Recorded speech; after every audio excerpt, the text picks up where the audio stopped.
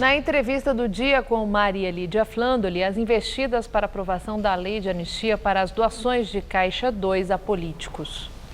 Entrevista o jurista Modesto Carvalhosa, autor de inúmeros livros sobre corrupção, como o Livro Negro da Corrupção, ganhador de Prêmio Jabuti, e também considerações sobre a Lei Anticorrupção de 2015.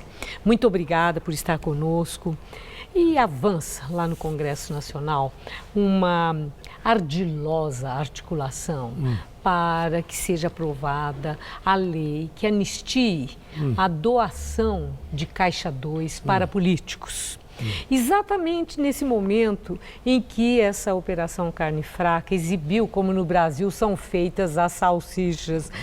Professor, eu quero começar perguntando para o senhor se devemos dar razão a Otto von Bismarck quando ele disse que leis e salsichas é melhor não sabermos como são feitas.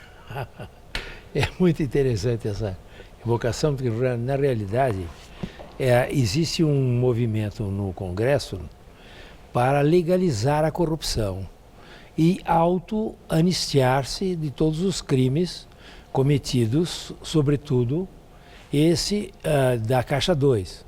Inclusive existem políticos famosos aí, já veteranos, como o Fernando Henrique Cardoso, que acham que deve dividir entre Caixa 2, que compra um Maserati, e o Caixa 2, que apenas utiliza esse valor para tapear os eleitores. De campanha. E para comprar votos, não é?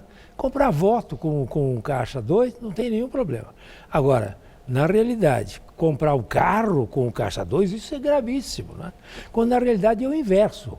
Quando você realmente utiliza o dinheiro de Caixa 2 para fazer com que os concorrentes seus sejam alijados da competição eleitoral e comprem cabos eleitorais, comprem votos, comprem marketing a seu favor, isto é absolutamente normal, quer dizer, isto é um absurdo, quer dizer, é um crime muito mais grave utilizar o dinheiro do Caixa 2 para a eleição do que usar o dinheiro do Caixa 2 para colocar no bolso e fazer viagem. Não foi só Fernando Henrique, esse está sendo um discurso recorrente de muitas lideranças de praticamente todos os partidos, inclusive o governador Geraldo Alckmin falou que tem que separar o joio do trigo. Tem joio e tem trigo nessas doações? Não, não existe. Existe somente o joio, ou seja, existe apenas o crime. O que eles estão fazendo é uma autoanistia antes de estarem realmente julgados e investigados pela Lava Jato. Quer dizer, é uma forma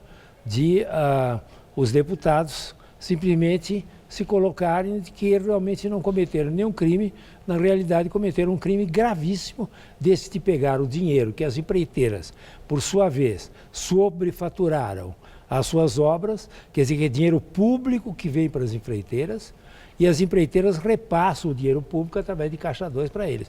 Isso é de uma gravidade, talvez a maior gravidade que existe no crime de corrupção da parte dos agentes públicos e, no caso, dos congressistas. Mas os congressistas, principalmente, estão muito firmes nessa empreitada de encontrar uma saída política para o que os preocupa muito, que é a fragilização da democracia. Romero Jucá, o senador que é líder do governo, disse que há uma nuvem negra sobre os políticos. Aécio Neves expressou essa mesma preocupação quando disse que é necessário uma saída para tirar o rótulo de bandidos dos políticos e que só com a anistia possivelmente isso seja possível.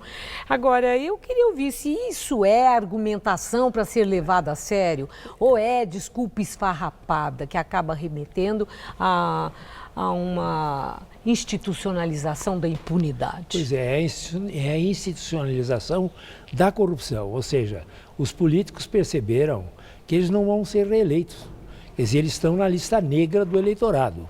Todos esses que estão mencionados e que já foram objetos da delação premiada dos empreiteiros, dos dirigentes empreiteiras, realmente eles perceberam que eles não têm mais possibilidade nenhuma de ser reeleitos. Mas não é o que as pesquisas mostram, né, professor? Vê o Lula, por exemplo, que é réu em várias ações, ele está em primeiro lugar nas pesquisas de preferência de voto. Existe um vácuo, veja interessante, existe um vácuo político. Quer dizer, o Lula foi, naturalmente, não é mais presidente, está sendo objeto de processos já em curso, mas nenhum político de nenhum outro partido se colocou como uma alternativa para o Lula, porque eles são de tal maneira também corruptos que não conseguem fazer uma liderança nenhuma. Então, o que eles fazem?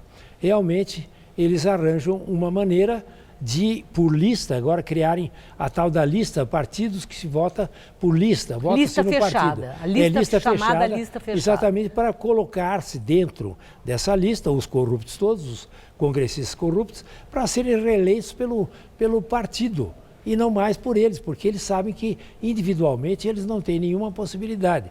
Existem já listados na Câmara 300 e poucos deputados que estão direto ou indiretamente implicados com essa conduta de legalização da corrupção. E no Senado existe mais de 50 também.